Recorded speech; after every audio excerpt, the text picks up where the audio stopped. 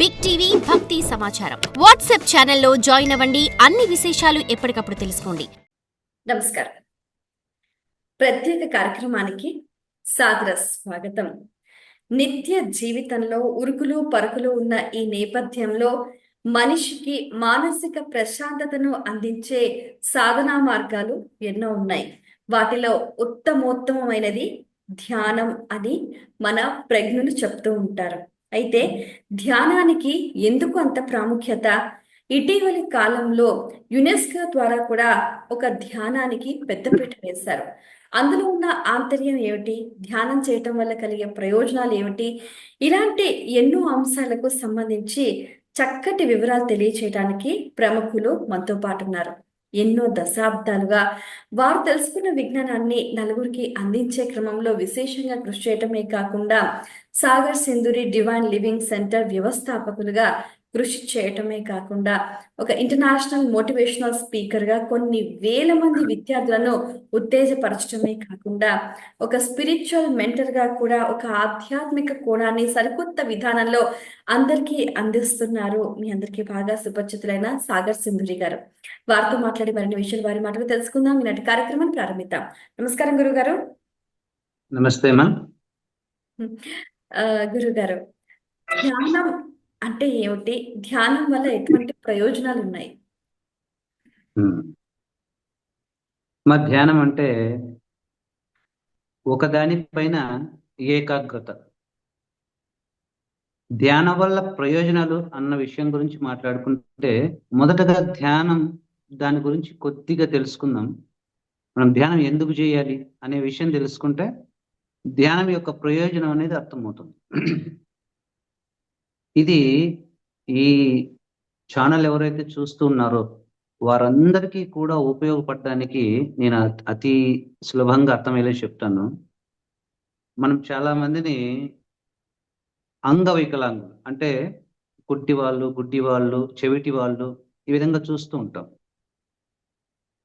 ఉదాహరణకు గుడ్డి వాళ్ళని తీసుకుంటే కనుక వాళ్ళ కళ్ళు కనపడవు, కానీ వాళ్ళకు స్పర్శ జ్ఞానము కానీ మెమరీ పవర్, జ్ఞాపక శక్తి కానీ చాలా అపూర్వంగా ఉంటుంది. ఎందుకంటే వాళ్ళు ఎప్పుడో 5 సంవత్సరాల ముందు కరచాలనం చేసిన వ్యక్తిని మళ్ళీ ఆయన స్పర్శ తాకంగానే వారి పేరు చెప్పగలుగుతారు. అంటే ఒక అవయవం గన పనిచేయడం మానేస్తే ఆ అవయవం యొక్క శక్తి మిగిలిన అవయవాలకు సమానంగా పంచబడుతుంది. అదేవిధంగా ఇప్పుడు మనకు 6 ఇంద్రియాలు ఉన్నాయి. కళ్ళు, చెవులు, ముక్కు, నాలుక, చర్మముతో పాటు 6th సెన్స్ మనస్సు అనేది ఒక శక్తివంతమైనటువంటి ఇంద్రియం. అది అంటే ఈ 5 జ్ఞానేంద్రియాలను కూడా నడిపించేది మనస్సు అనే దాన్ని మనం ఇంగ్లీష్లో మైండ్ అంటాం. ఒక్క జ్ఞానేంద్రియం పనిచేయకపోతే దాని యొక్క శక్తి మిగిలిన జ్ఞానేంద్రియాలకు పంచబడి అవి విపరీతమైనటువంటి శక్తివంతంగా తయారవుతాయి. ధ్యానంలో ఏం జరుగుతుందంటే 5 ఇంద్రియాలు పనిచేయకుండా చేస్తాం. 5 ఇంద్రియాలను కూడా మనం పనిచేయకుండా వాటిని క్లోజ్ చేసి పూర్తిగా ఈ విధంగా ధ్యానం చేయడం వల్ల మన యొక్క మనస్సు అనేది చాలా చాలా శక్తివంతం అవుతుంది. మనస్సు శక్తివంతం అవడం అంటే ఏంటి అంటే చూడండి, ఇప్పుడు భగవాన్ శ్రీ రమణ మహర్షి, స్వామి వివేకానంద, శ్రీకృష్ణ పరమాత్మ, బుద్ధ ఇలాంటి చాలా మహనీయులంతా ఉన్నారు. వారు ఎప్పుడో ఒకసారి ఏదైనా ఒక్క మాట చెబితే ఆ వాక్కు ఎంత శక్తివంతంగా ఉంటుందంటే కొన్ని తరాలు, యుగాలు ఉండిపోతుంది. అంటే వారి నోట్లో నుంచి వచ్చే ఒక మాట ఎంత శక్తివంతం అయిపోతుందంటే అది కొన్ని కోటాను కోట్ల ప్రజల హృదయాలను అది ప్రభావితం చేస్తుంది. అదేవిధంగా భగవాన్ రమణులు ఉన్నారు. వారి యొక్క చూపు కేవలం ఆయన చూపుతోనే ఎదుటి వ్యక్తి యొక్క డైలమాలన్నీ తీసేసి వారికి శాంతిని కలిగించేవారు. ఇది వాళ్ళు కూడా మనలాంటి మనుషులే. స్వామి వివేకానంద ఒక అరగంట సేపు మోటివేషనల్ స్పీచ్ ఇస్తే ప్రపంచం మొత్తం ఉర్రూతలూగిపోతుంది. ఎన్నో వేలాది లక్షలాది మంది ప్రభావితం అవుతారు, జీవితాలను మార్చుకుంటారు. మరి వారి వాక్ మనం చెప్తే అంత ప్రభావితం ఉండదు. ఎందుకు అంటే వారికి మనకు తేడా ఏముంది అంటే వారు మనలాగే మనుషులు. మరి వారు సాధించింది ఏంది, మనం సాధించలేనిది ఏంటంటే, వాళ్ళు వారి యొక్క మనస్సును అపూర్వమైనటువంటి శక్తివంతంగా చేసుకున్నారు. ఏ విధంగా అంటే 5 జ్ఞానేంద్రియాలను మౌనంగా ఉంచడం ద్వారా. మ్మ్. మనం ధ్యానంలో ఏం చేస్తామంటే కళ్ళు మూసుకుంటాం, శబ్దం లేని చోట కూర్చుంటాం. ఎటువంటి కర్మేంద్రియాలు, జ్ఞానేంద్రియాలు వాడకుండా ప్రశాంతంగా కూర్చొని ఏదైనా ఒక మంత్రము పైన గాని, లేదంటే మన యొక్క శ్వాస పైన గాని, లేదంటే వారికి నచ్చినటువంటి ప్రతిమ లేదా భగవంతుడి యొక్క రూపాన్ని విజువలైజ్ చేసుకుంటూ మనము వేరే ఆలోచనలన్నీ తొలగించి దాన్నే గమనిస్తూ ఉంటాం. ధ్యానం అంటే అచంచలమైనటువంటి గమనింపు. ఒక నదీ ప్రవాహం లాగా ఎక్కడ తెగిపోకుండా, ఒక స్రవంతి లాగా ఒకే విషయాన్ని కంటిన్యూస్ గా సస్టైన్ చేస్తూ గమనిస్తే దాన్నే ధ్యానం అంటాం.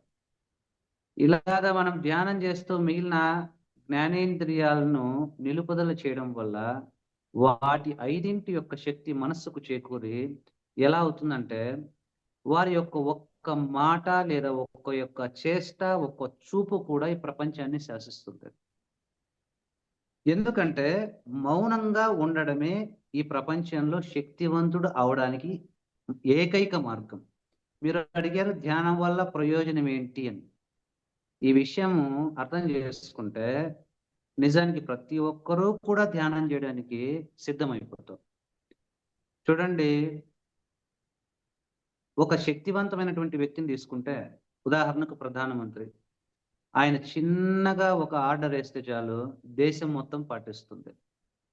అంటే ఆయన యొక్క ఆలోచన గాని, ఆయన యొక్క ఏదైనా చెయ్యాలనుకుంటే అది దేశం మొత్తం మీద ప్రభావితం చూపించి దేశం గతినే మార్చేస్తుంది. అంటే మనుషులు శక్తివంతులయ్యే కొద్దీ వాళ్ళ యొక్క ఆలోచనలు కూడా శక్తివంతంగా ఉంటాయి. అవునా కదండి? అదే విధంగా మనం కూడా మన శక్తిని పెంచుకునే కొద్దీ మన ఆలోచనలు కూడా శక్తివంతమవుతాయి. ఎంత శక్తివంతం అవుతాయంటే, మనం కేవలం సంకల్పం చేసుకున్నంత మాత్రం చేతనే ఈ యావత్తు విశ్వము కూడా మనకు సహకరించి మన సంకల్పాలు నెరవేర్చేంతగా మనం శక్తివంతం అవుతాం. శక్తి పెరిగే కొద్దీ ఆలోచనలకున్న శక్తి పెరుగుతుంది. ఓకే. మరి శక్తి ఎలా పెంచుకుంటామంటే మౌనాన్ని సాధన చేయడం చేత. మౌనం అంటే ఇంకొక మాటలో చెప్పాలంటే ధ్యానం. కాబట్టి మీరు ధ్యానం చేయాలనుకుంటే కళ్ళు మూసుకొని ఏదైనా ఒక విషయాన్ని గురువు ద్వారా నేర్చుకొని, ఏది శ్వాస పైన ధ్యాస కావచ్చు, లేదంటే ఏదైనా ఒక గురువు ద్వారా మంత్రోపదేశం తీసుకుని ఆ మంత్రాన్ని కళ్ళు మూసుకొని మనస్సులో ఉచ్చరించుకుంటూ, ఎలాగంటే నాలుక పెదాలు కూడా కదలకుండా అలా ఉచ్చరించుకుంటూ ఆ మంత్రం యొక్క శబ్దాన్ని వింటూ ఉండడం కంటిన్యూస్ గా.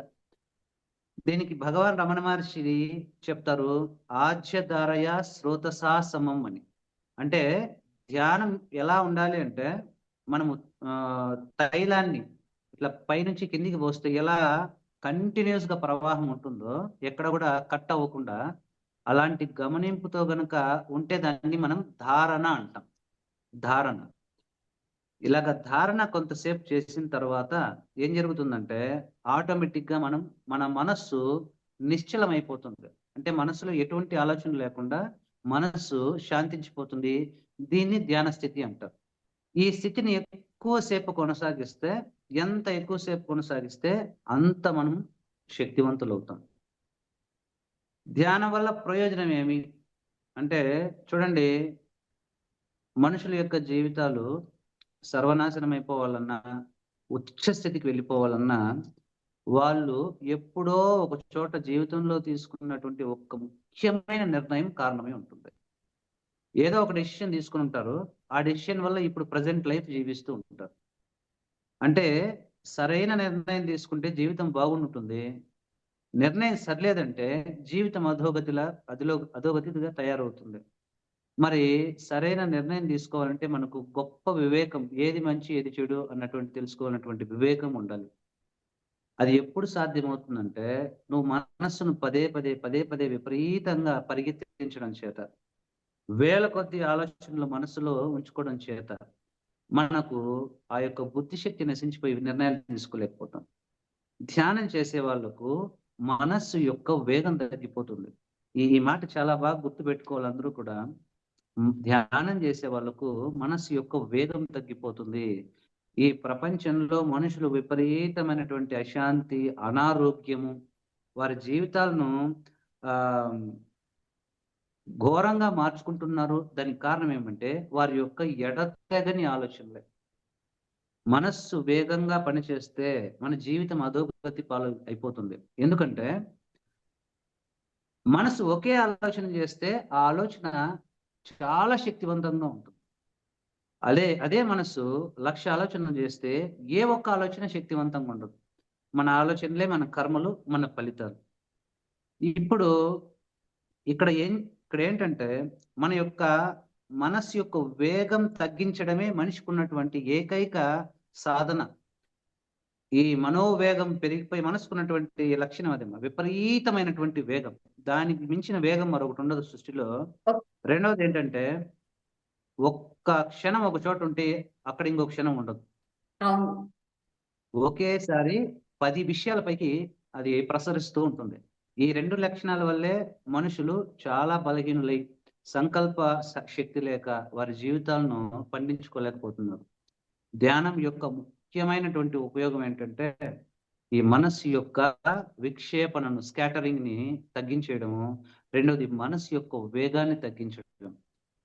ఆధ్యాత్మిక సాధనలు, సమస్త సాధనల యొక్క సారాంశం ఏంటంటే మనోవేగాన్ని తగ్గించుకుని శాంతింపజేయడం. ఇలా శాంతింపచేసిన యొక్క మనస్సు విపరీతమైనటువంటి శక్తివంతం అవుతుంది.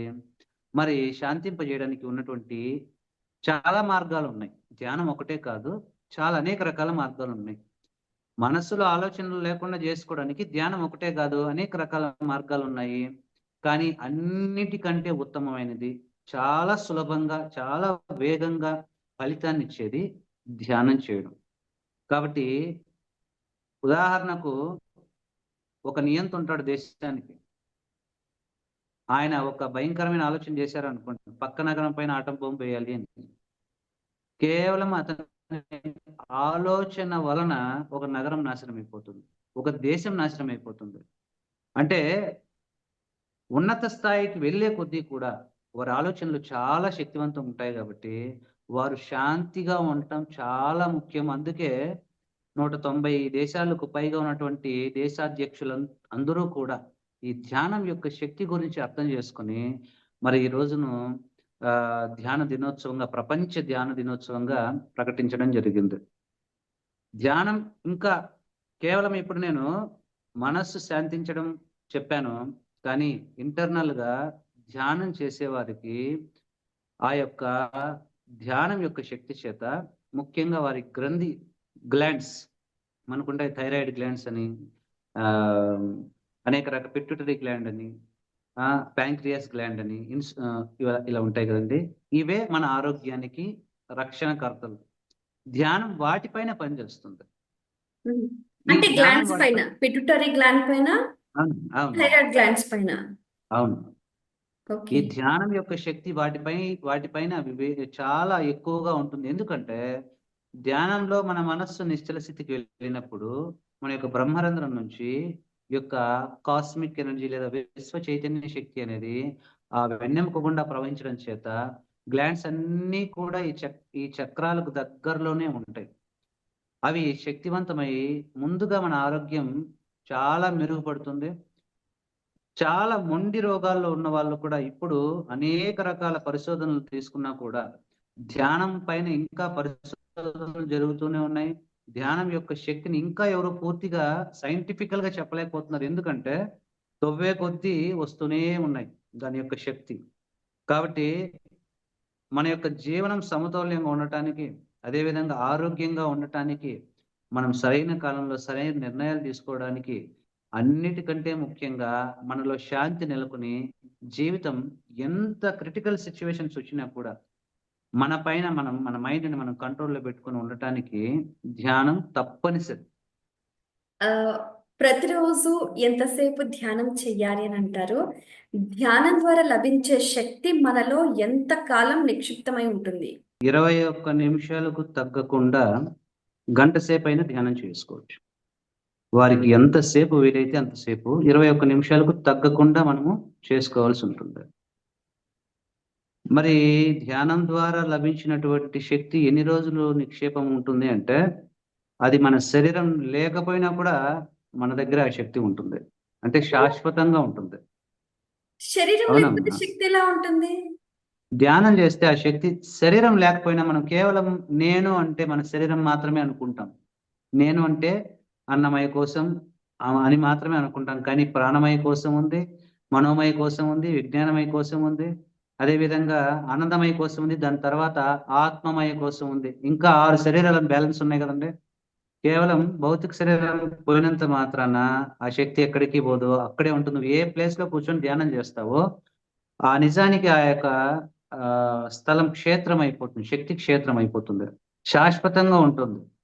మరి చాలామంది ఆ శక్తిని ఎక్కువగా మాట్లాడి, ఎక్కువగా ఆలోచనలు చేసి, అనేక రకాల ఎక్కువగా మాట్లాడడం ద్వారా, ఎక్కువ మనస్సును ఉపయోగించడం ద్వారా ఆ శక్తి తగ్గుతూ వస్తుంది కానీ, నిజానికి ఆ శక్తి శాశ్వతంగా మన దగ్గరే ఉంటుంది. మళ్ళీ ప్రతిరోజు ధ్యానం చేస్తే మళ్ళీ మనం ధ్యానం చేసిన ప్రతిసారి మనం శక్తివంతులవుతూ ఉంటామనేది మనం గుర్తుపెట్టుకోవాలి. ఓకే. ధ్యానం ద్వారా రోగాలు నయమవుతాయా? ధ్యానం ద్వారా బాగా జబ్బులొచ్చేసిన తర్వాత అంటే ఈడ మీరు ఒక విషయం అర్థం చేసుకోవాలి. ధ్యానం ద్వారా నేరుగా రోగాలనేటివి నయమవ్వవమ్మా. కానీ ధ్యానం ద్వారా మనం సంపాదించుకుంటాం ఎనర్జీని. ఆ ఎనర్జీని మనం సంకల్పం ద్వారా ఉపయోగించుకుని మన యొక్క రుగ్మతలని మనం తగ్గించుకోవచ్చు గానీ, ధ్యానం ద్వారా నేరుగా రోగాలనేవి తగ్గిపోవడం జరగదు. ఎందుకంటే ధ్యానము ఉదాహరణ డబ్బుతో పోల్చుకుందాం. మన దగ్గర చాలా డబ్బు ఉన్నంత మాత్రాన మన యొక్క జబ్బు తగ్గిపోదు కదండీ! ఆ డబ్బును సరైన ప్లేస్‌లో సరైన విధంగా ఖర్చు పెట్టాలి. ఖర్చు పెట్టి దాన్ని మార్చుకొని మనము చేసుకోవాల్సి ఉంటుంది.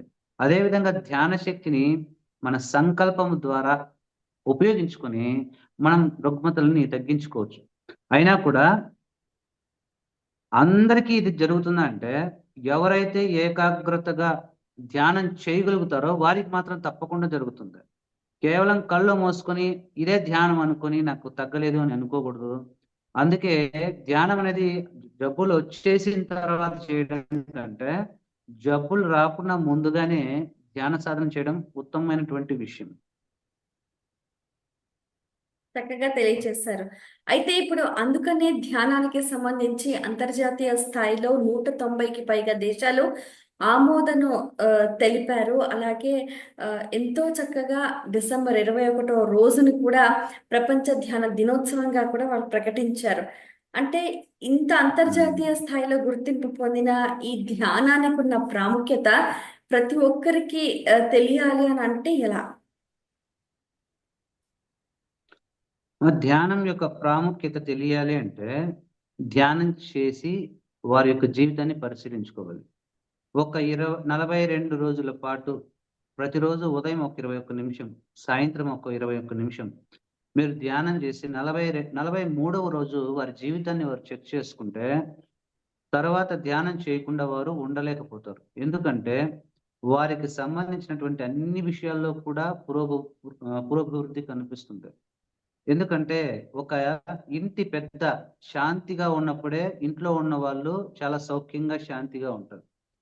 ఇంటి పెద్ద అశాంతిగా ఉన్నప్పుడు ఆ ఇల్లు, ఆ సంసారము, ఆ యొక్క సమాజం కూడా అలాగే ఉంటుంది. ఈ ధ్యానం వల్ల ముఖ్యంగా మన యొక్క మెంటల్ ఇంబాలెన్స్ అనేది బ్యాలెన్స్ అవుతుంది. అంటే భావోద్వేగాలు లేకుండా మనము ఏదైనా తప్పుడు పనులు చేయడం గాని, తప్పుడు ఆలోచనలు చేయడం గాని, ఆ! ఇటువంటి నెగెటివ్ ఎమోషన్స్ వల్లనే మనము తప్పులు చేస్తూ జీవితాన్ని మనం పాడు చేసుకుంటూ ఉంటాం. ఈ ధ్యానం ఎలాంటిదంటే నిన్ను ఉద్వేగరహితునిగా చేస్తుంది. ఏదైనా జీవితంలో గొప్ప నిర్ణయం తీసుకోవాలనుకున్నా, గొప్ప పని చేయాలనుకున్నా, ఒక అరగంట సేపు ధ్యానం చేసిన తర్వాత నిర్ణయం తీసుకుంటే, ఆ నిర్ణయం చాలా సరిగ్గా ఉంటుంది. కాబట్టి ధ్యానం యొక్క ప్రాముఖ్యత తెలియాలంటే ఆ ధ్యానానికి సంబంధించినటువంటి వ్యక్తుల జీవితాలను పరిశీలించాలి. ఆ ధ్యానాన్ని బోధించే గురువుల జీవితాలని పరిశీలించాలి. అదేవిధంగా ఇదంతా పరోక్షంగా మనం పరిశీలించడం వల్ల తెలుస్తుంది. కానీ దాని యొక్క రియల్ ఎసెన్స్, దాని యొక్క నిజమైనటువంటి ప్రయోజనం తెలుసుకోవాలంటే తమకు తాము ధ్యానం చేస్తేనే దాని యొక్క శక్తిని తెలుసుకోగలుగుతాం. ఒక దేశాధ్యక్షుడు శాంతిగా ఉంటే దేశం శాంతిగా ఉంటుంది. అదేవిధంగా ప్రభుత్వ ఉద్యోగులందరూ శాంతిగా ఉంటే ఆ పాలన గొప్పగా ఉంటుంది, దేశం సుభిక్షంగా ఉంటుంది. ఈ విషయాన్ని గమనించే సమస్త దేశాల వాళ్ళు కూడా ఈ ధ్యానాన్ని అందరికీ కూడా సాధన చేయమని చెప్తూ ఉన్నారు. గురువు గారు, ఇప్పుడు మనం ధ్యాన సాధన చేస్తే భవిష్యత్తు గురించి తెలుస్తుందా? అమ్మా, నేను ఇందాకే చెప్పాను, ఏదైనా ధ్యానం వలన కేవలం శక్తి మాత్రమే వస్తుంది. మీరు భవిష్యత్తు గురించి తెలుసుకోవాలి అనుకున్నప్పుడు దానికి వేరే సాధనలు ఉంటాయి. అంతేగాని ధ్యానం చేసిన ప్రతి ఒక్కళ్ళకి కూడా భవిష్యత్తు గురించి తెలిసిపోదు. ఇక్కడ ధ్యానం చేయడం వేరు, ధ్యానంలో ఒక ఉన్నత స్థితికి ఎదగడం వేరు. అదేవిధంగా ఈ యూనివర్సల్ మైండ్తో, యొక్క భగవత్ శక్తితో మనం ఐక్యం అవడం వేరు. ఇప్పుడు కేవలం మన బుర్రలో కొన్ని విషయాలు మాత్రమే ఉంటాయి. ఇది వ్యష్టి మనస్సు అంటే ఇండివిజువల్ మైండ్. యూనివర్సల్ మైండ్ అంటే ఈ యొక్క యావత్ సృష్టికి కూడా ఒక మైండ్ ఉంటుంది. దాన్ని యూనివర్సల్ మైండ్ అంటాం. దాన్ని మనం భగవంతుడని అంటున్నాం. మనం ధ్యాన శక్తి ద్వారా, ధ్యానం ద్వారా భగవంతునితో, యూనివర్స్తో మనం కనెక్ట్ అవ్వగలిగితే భూత భవిష్యత్ వర్తమానాలన్నీ కూడా తెలిసే అవకాశం ఉంటుంది. కానీ అందరికీ అలా జరగాలని ఏం లేదు. దానికి తీవ్రతరమైనటువంటి సాధన అవసరం అవుతుంది. కానీ వారి సంకల్ప శక్తిని ఉపయోగించుకుని వారు దేన్నైనా సాధించుకోవచ్చు. ముఖ్యంగా ఇలాంటి విషయాలే. ధ్యానం వలన జీవితం బాగుపడుతుంది. ఈ విషయాలు, ధ్యానం ఎలా చేయాలి, దాంట్లో ఉన్నటువంటి కిటుకులు ఏంటి, ఏ సాధన ద్వారా మనం అత్యున్నత స్థాయి ధ్యానాన్ని చేరుకోవచ్చు, ఇలాంటివి మనం తెలుసుకోవాలి. కానీ ధ్యానం వలన దివ్య శక్తులు వస్తాయా, లేదంటే భవిష్యత్తు తెలుస్తుందా? ఇప్పుడు కేవలము మనం భవిష్యత్తు తెలిస్తే వారి జీవితం నరకం అయిపోతుంది. రేపు పొద్దున మనం మరణిస్తామని తెలిసిందనుకోండి, లేదా మనకు చాలా ప్రియంగా ఉన్న వాళ్ళు ఎవరైనా చనిపోతారని తెలిసిందనుకోండి, దానికి మించినటువంటి నరకం ఇంకోటి ఉండదు. అసలు ధ్యానం చేసేదే పూర్ణ శాంతి కోసం, శాశ్వతమైనటువంటి శాంతి కోసం. కాబట్టి అటువంటి విషయాలు జోలికి వెళ్లకుండా, దాన్ని పట్టించుకోకుండా కేవలము మన యొక్క ఆత్మశక్తితోనే మన అద్భుతాలు చేసే సాధన మనం చేసుకోవాలి. గురుగారు, ధ్యానం ద్వారా ఆత్మ సాక్షాత్కారం ఎలా లభిస్తుంది? ధ్యానము ద్వారా నేరుగా ఆత్మ సాక్షాత్కారం అనేది లభించడం కాదు. ధ్యానము ఆత్మ సాక్షాత్కారానికి కావలసినటువంటి రంగస్థలాన్ని సిద్ధం చేస్తుంది. ఆ యొక్క పరిస్థితిని కల్పిస్తుంది. అంటే ఆత్మ సాక్షాత్కారం కలగడం అంటే మీ మనస్సును నీ యొక్క ఇన్నర్ వరల్డ్ పైకి మనము అభిముఖం చేయాల్సి ఉంటుంది, తిప్పాల్సి ఉంటుంది. దీనికోసము మనస్సు నిశ్చల స్థితికి, అంటే ఒక్క ఆలోచన కూడా లేనటువంటి స్థితికి వెళ్లాల్సి ఉంటుంది.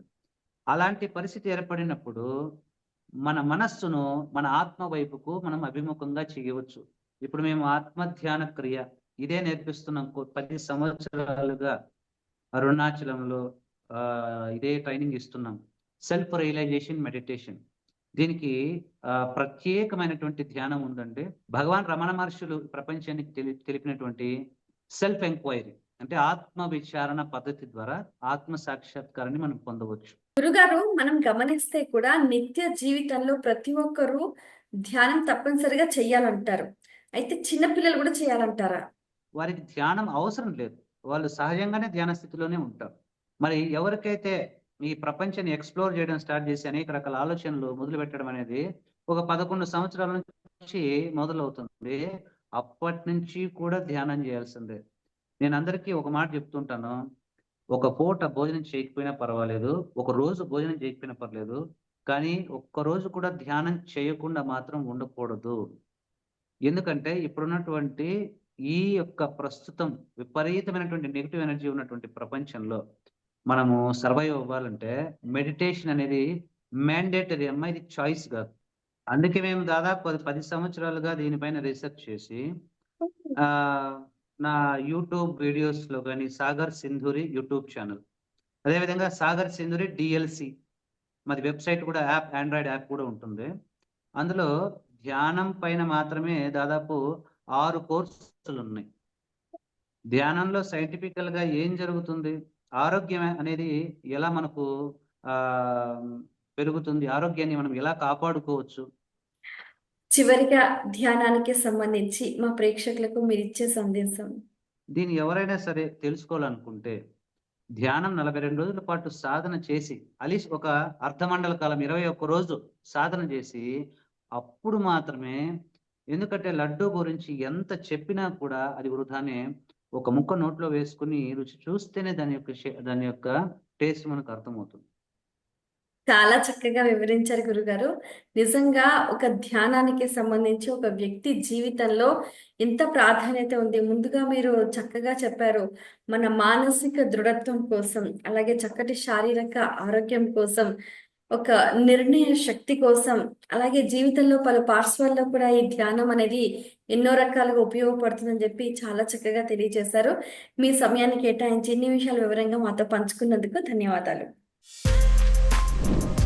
For more videos like this, subscribe Big TV channel.